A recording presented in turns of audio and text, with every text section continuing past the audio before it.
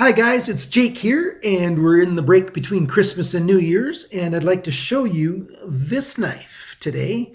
This is the 511 Tactical Wharn for Duty. W-H-A-R-N instead of W-O-R-N, which a lot of people are feeling at this time of the year. Wharn for Duty. Well, that's my sense of humor anyways. I'm feeling a little bit tired, all the partying and stuff, family gatherings and stuff. No, I'm not a big drinker or anything. You know, with my meds, I can't drink anyways, really. I sneak a little bit.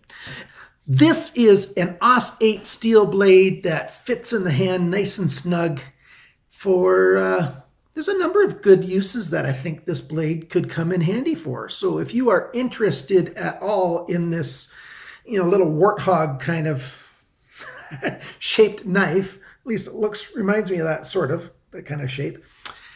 If you're interested at all, stick around and we'll do a full review of the 511 Tactical Wharn for Duty. Stick around. Okay, yeah, good. I got my color all set right. Everything's looking good. Here we are. 511 Tactical. This is part of their series called the Little Big Knives. And it's, Wharncliffe style blade, which that's how they come up with the name Wharn for Duty, I guess. And I guess for duty in that this is a work kind of style knife in probably in their design opinion, and in my opinion too, for my usage.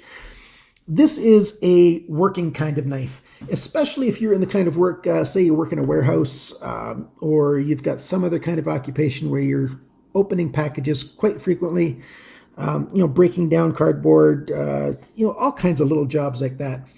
This knife is actually very good for those kinds of jobs because of the blade shape, the handle style, how very secure it is in the hand, and it's a good little knife. I'll have to look up what I paid for it. I'm thinking, if memory serves correctly, and it usually doesn't,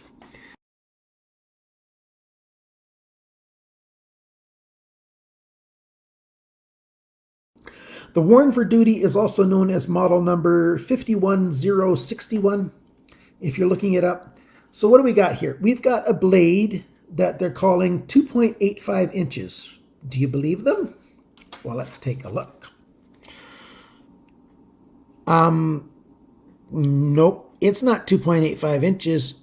It is if you're counting from the tip to here, but I always talk about the cutting edge when I'm talking about a blade shape. And what do we got there? We got 2 1/4 inches plus a tiny little bit, which equals, as you can see right there, 6 centimeters. The entire knife is just over 17 centimeters when it's open. And in inches, the whole thing is 6 3/4 inches when it's open. The handle itself is right around 4 inches when it's closed. And, well, even when it's not closed, the handle's still the same size, just over 10.3 centimeters when, the handle itself. Some of the other particulars, this is a FRN injected molded gray handle scale, nice and light. And these little cutouts they have here, they're not just there for decorative effect. They actually do help give you a little bit of grip when your fingers wrap around and the tips of your fingers can grab into those sections just a little bit. You've got a Teflon coated, and they go to great lengths to make sure that they let everyone know on their website. They put it in nice bold letters. Teflon coated pocket clip, tip down only, but you've got left and right options. And the tip down only isn't that big of a problem. I probably shouldn't use the word problem at all for it. When it's in your pocket, imagine that's your pocket. You've got just that little bit sticking out. It's sort of a non-reflective kind of coating in there, and this grayish, so it does sort of blend into your pocket. It doesn't stand out that little bit. So that's a good thing. You've got 511's branding in there, nice and subtly, just in the injection molded plastic there. No color coating or anything, just it's in there. And then you've got it on the blade itself right there, nice and bold. This is a Mike Vellekamp. I always say those names wrong. I'm terrible with names. Vellekamp probably is the better way to say it. But Mike, you've made a pretty good design here. I'm liking this knife an awful lot. What else do we have about it? We've got a nice lanyard hole, very generous. You can easily get paracord in there. I got a piece of paracord right here, and it just zips in there very, very easily. You've got lots of room. You can see how generous that hole is. How do you deploy the knife? Well, you deploy it using that hole right there, and just put your thumb in it and deploy it, and off it goes. You don't need to do big wrist action. This is a working knife. It's not a look at how cool I am and how good I can flick open my knife kind of knife. What do we have for washers in here? Dang, I can't see it. I took it apart and everything. Well, let's take it apart again and we'll show you what's in there. What we got here is a nice big generous T15 hole there. Easy to take this knife apart. And I think the rest of them here are T6s. I took it apart, and yes, it's brass. Why the heck do I keep saying brass? These are phosphor bronze washers on here, and they work. They're a nice thin washer on both sides there. Oh, you want to know how thin they are? Okay. Be patient. I'll get out that tool too. You guys are picky today. Wow. Like, what else do you want to know about this knife? Like, do I have to tell you absolutely everything? Okay. Lift that out of there. Come out, whoever you are. Wipe it off. Yes, it's a very light washer. All right, so we're zeroed out and we're closed. There you go, 0.0085. That is the metric, I believe. No, metric is 0.22 millimeters. This isn't a super expensive set of calipers. You can tell by just looking at the thing, right? So that's roughly what it is, 0.008 inches or 0.2 millimeters. And both of them are pretty much the same. Put that on there. That side already stayed lubed, so let's just grab a little bit of this lube. Here's a lube that I'm trying out right now, Super Lube, synthetic grease. It seems to be working pretty good. I don't have much of an opinion on it yet. We will see what I think of it over time. And let's put this guy back together again. So now that we've taken it apart and taken a look at it, yes, it's got phosphor bronze washers, nice thin ones on it. There's no real reason why it's got a T15 Torx in here, except for it helps make it look kind of strong and dramatic, worn for duty.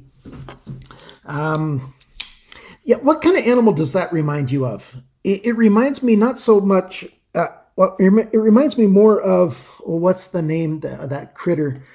It's in Patagonia. It's the world's largest rat kind of critter, rodent.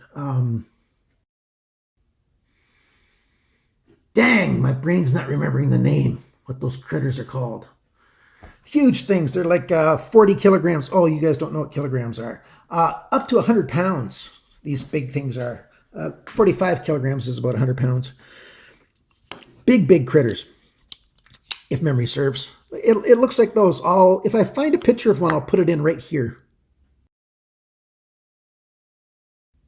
You tell me, do they look the same? Similar. Okay, so Aus 8 steel. I don't really like Aus 8 steel that awful much. To me, I consider it sort of a low-end steel, like 8CR13 MOV. It's just not that great of a steel. It's an okay steel. It's a good steel. You just have to maintain it a little bit more. It's not bad. It just requires a little more maintenance. But this thing is so easy to maintain because you've got basically a flat blade. But it's not perfectly flat. See, if I hold it so it touches at the back here, you can see the light through the tip there, and it stands off about a 1/16 of an inch. And when I rock it to the front and touch the tip down there, you can really see it. See, when the front tip actually touches, then the back end has to be raised way off. So it's not a flat knife. It does have a belly, and the apex, or the top of the belly, is right about there. So we've got belly, and then it sort of flattens out, just like most knives have belly first. So, not completely flat. Good to know. I like the jimping up here on the thumb. That helps an awful lot with the comfort. This notch right here, this choil for your finger, index finger, your finger fits in there really well.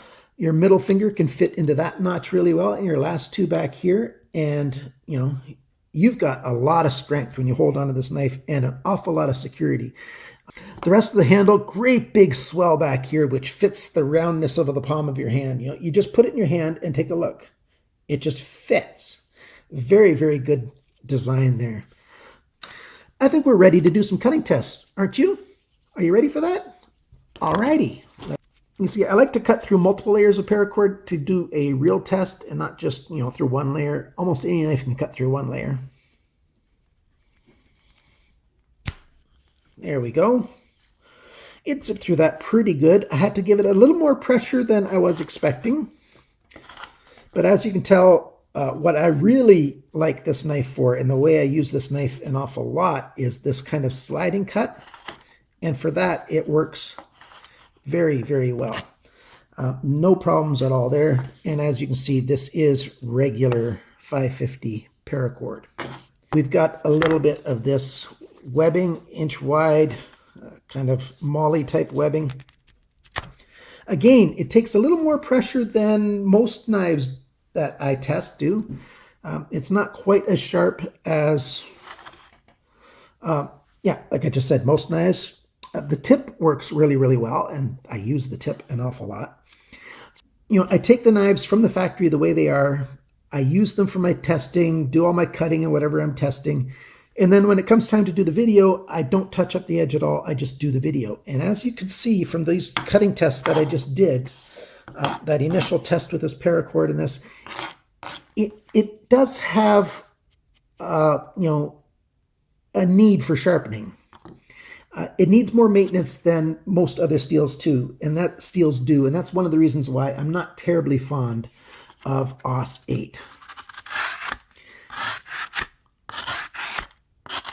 It still cuts through, this kind of heavy paper quite well. Let's see how it cuts through, printer paper, copier paper. You can see that edge, that it's kind of a frazzled edge. It did cut it okay. That one's worse. But it leaves a bit of a kind of a not half tear, part cut. It's not as good as I had hoped it would be at this stage. But it's not a bad knife. The thing with AUS 8 is it's so easy to sharpen. And the thing with an almost flat edge is it's super, super easy to sharpen. This knife, you can grab it if you got a clamping system like a Lansky or any of the similar kind of systems with clamp on it. That's no problem. Certainly my work sharp system, it'll sharpen through that very, very easily. And that's the kind of edge it's going to get. Thank you guys for watching. Thank you for being friends of mine on this channel. I love to see your comments. Thank you for sharing this video and being a subscriber. And remember, always cut towards your chum and not your thumb. Or your thumb over here. Bye now.